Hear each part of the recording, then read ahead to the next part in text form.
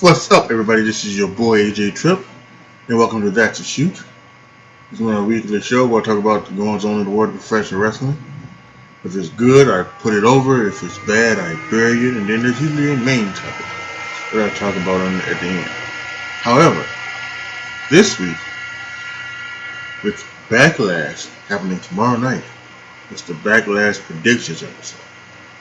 So we're gonna go through the lineup card as of right now. As I'm doing this recording at 11:50 Eastern time, and they're sure they're gonna announce a pre-show match or two for tomorrow night, either later on this evening or uh, early tomorrow.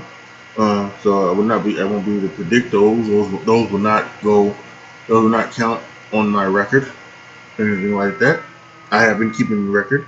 And I'm actually really good. I think when I talked about it, I was 41-14 or something like that. So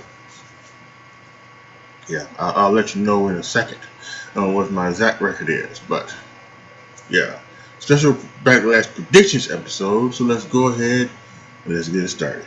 So first, let's start off with Jeff Hardy versus Sheamus. Made last night official. Although we knew this was gonna happen at Backlash, but it made official in a crazy contract signing which involved a urine test and that urine being thrown on Sheamus and a bunch of other things. But so I'm trying to figure out where they're gonna go here, because what they could do is they could do here that Sheamus has been doing his things with Jeff Hardy and everything like that. But this could be a way for them to get the stuff, for Jeff Hardy to kind of get his heat back for everything that Sheamus has been doing to him. But I think with Extreme Rules coming up next year, that seems like the better advantage for Jeff Hardy to get his revenge on Sheamus in some type of special, match. So, I'm gonna say Sheamus gets the victory here at Backlash, with Jeff Hardy overwhelmingly winning the feud at Extreme Rules. But I'm gonna say Sheamus. Next, for the United States Championship, we have Apollo Crews taking on Andrade. And this one is up in there. I would have said Apollo Crews would win. And listen, I also don't know if there was some stuff taped. We know for sure that Edge and Randy Orton was taped beforehand, but we don't know if any of the rest of the show was taped or if it will be live. So we don't know. So this could have been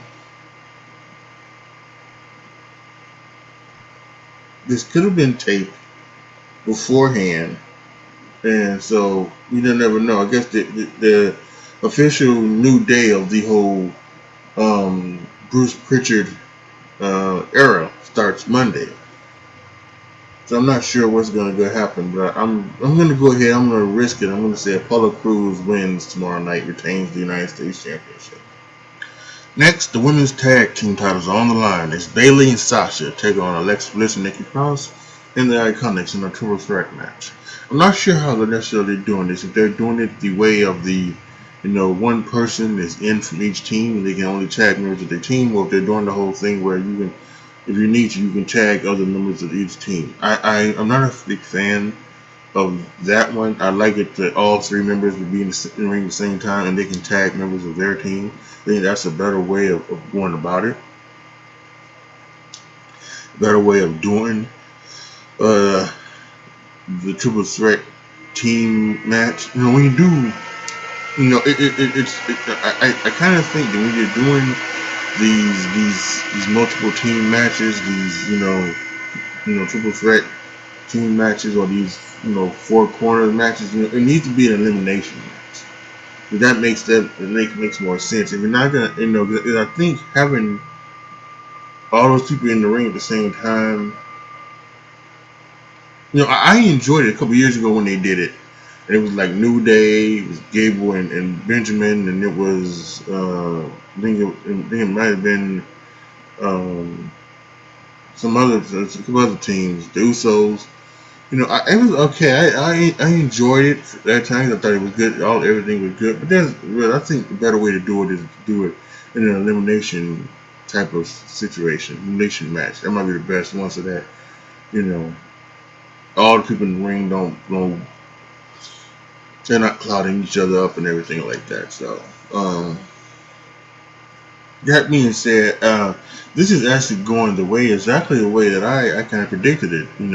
Although it does seem like they are leading more up to SummerSlam than they are going to lead up to um, WrestleMania, which I just think that's they should be thinking in the long term, not the long term, not just short gratification. But whatever. But so yeah, I think Betty and Sasha wins it. I think they won it. I don't think it's time for the turn just yet. So I think it's Bailey and Sasha.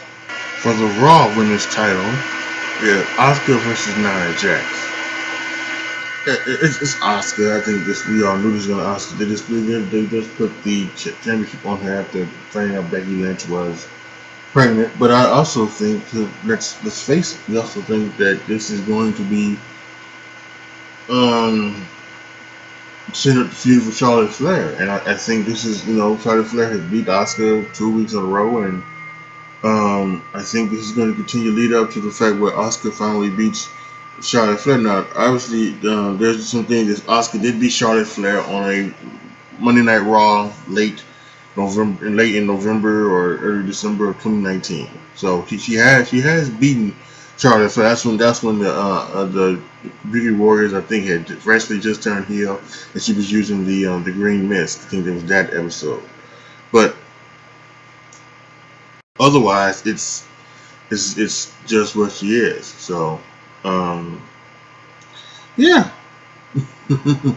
So I do think it is right to go with Asuka in this match. Braun Strowman defends his Universal Championship in a 2-on-1 handicap match against The Miz and John Morrison.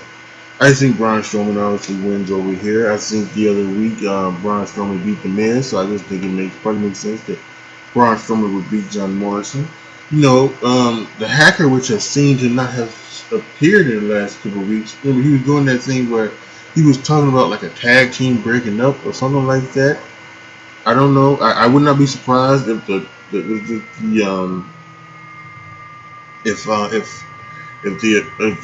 hacker makes an appearance during this match or after this match or something like that, and maybe starts the breakup of The Miz and John Morrison. Because I don't think they brought back John Morrison just to put him with The Miz, and I also think The Miz kind of is he's in a place in his life because he's he's he's doing this, the same stuff that he was doing in his interests.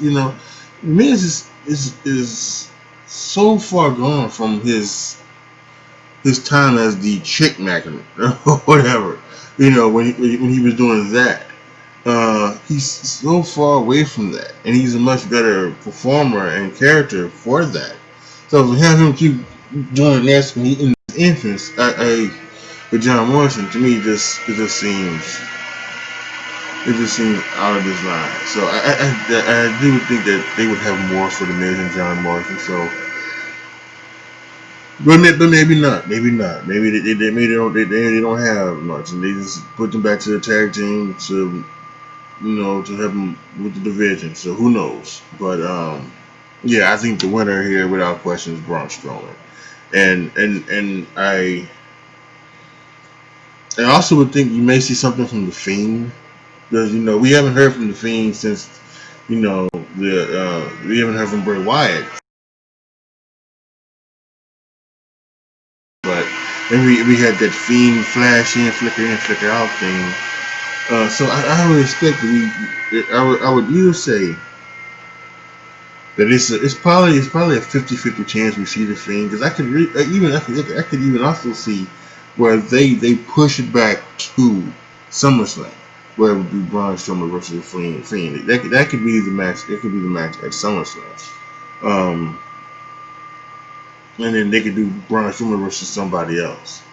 Maybe even Braun Strowman versus Otis at Extreme Rules. And just and have Otis make his cash in there. He calls Cause Otis out there. And there's some people thinking that Otis is gonna cash in with tag titles. No, that was a rumor. But I actually think maybe they just may not. They just may skip it and just may go direct. What they're either going to do is they're either going to skip it and just and have him cash in and have him lose, or he's going to fight either Baron Corbin or Dolph Ziggler or something like that, put the briefcase on the line and then lose the briefcase to them.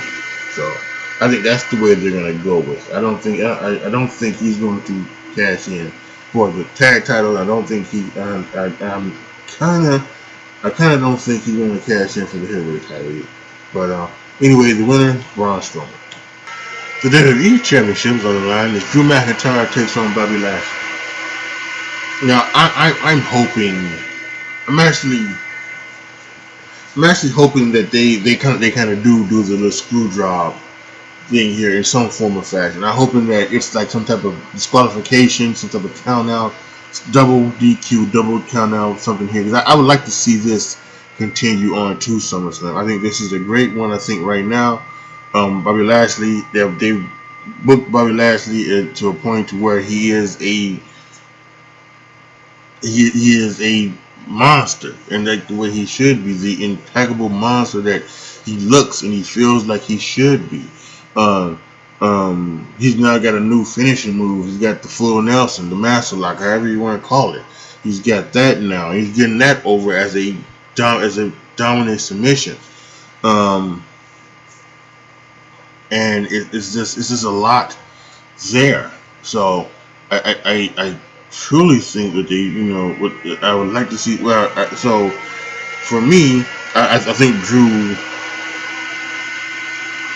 I'm gonna say Drew wins here, right? But again, I think it's maybe some type of count out, some type of disqualification. Maybe MVP gets involved. Lana, that's may some have. Lana may do something they may cause the victory. But no matter what happens, like I said, ideally, I don't want to see Bobby Lashley get pinned. Although I think that could be what happens. But I would like to see is maybe some like again maybe Bobby Lashley gets over in jealous like he did before with Butcher Korea, I believe he was, and gets himself disqualified or something like that. Then that can lead to a match in Extreme Rules where it's an Extreme Rules match where there's no countouts, no disqualifications,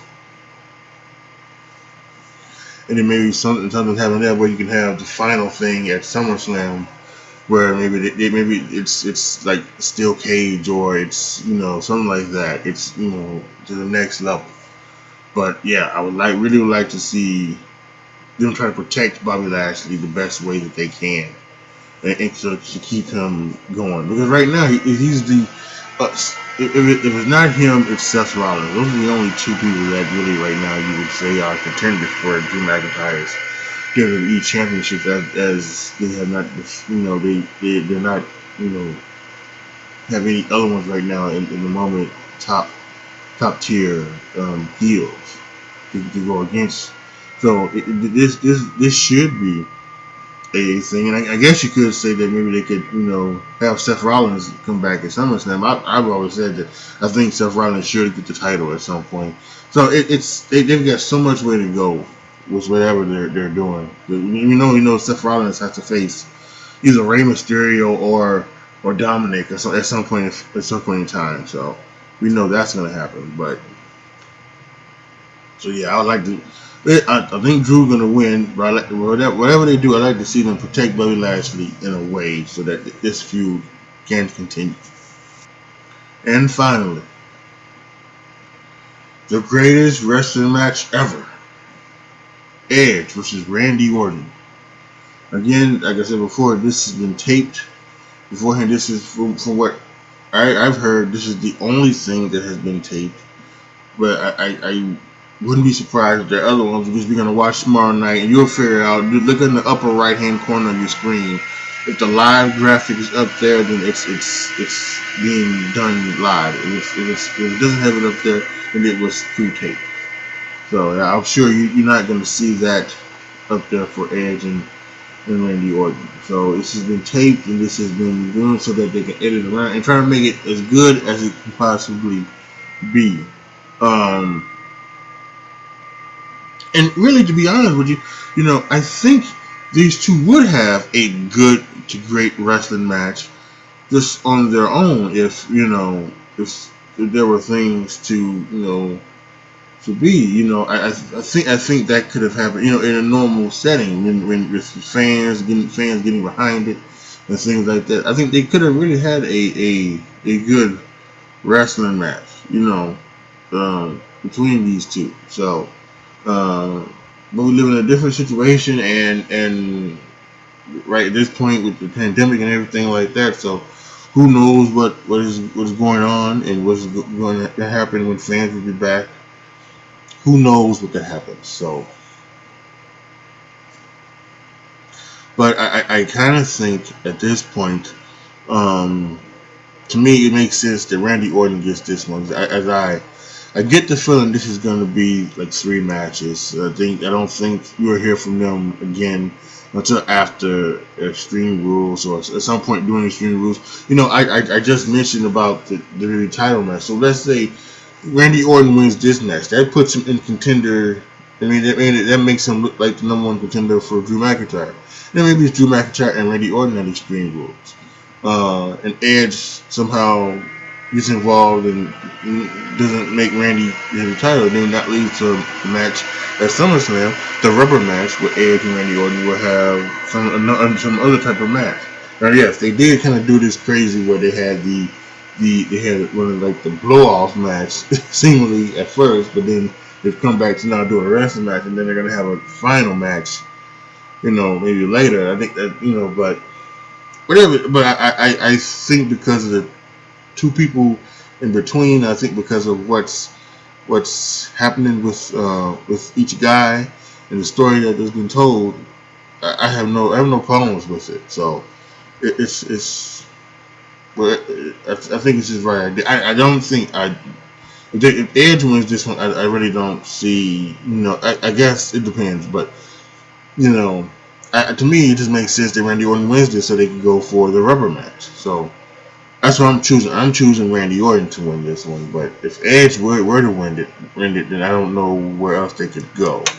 And with this, with this feud, because I do get the feeling this feud isn't over. So, but that's just me and how I look at it. Randy Orton. All right, so let's recap. I'm picking Sheamus to beat Jeff Hardy, Apollo Crews to retain against Andrade, Bayley and Sasha to retain against the Iconics, Nikki Cross and Alexa Bliss, Asuka to retain against Nia Jax, Braun Strowman to retain over Miz and Morrison, Drew McIntyre to retain over Bobby Lashley, and Randy Orton to win the greatest wrestling match ever. And to let you know I was right, my predictions, the different calculations, were 41-14. So we have 1, 2, 3. We have 7 matches so far set for this card. We'll see what else happens, but these are the 7 that I'm going with right now. Just like I said, at the time of this recording, those are the 7 matches that have been announced.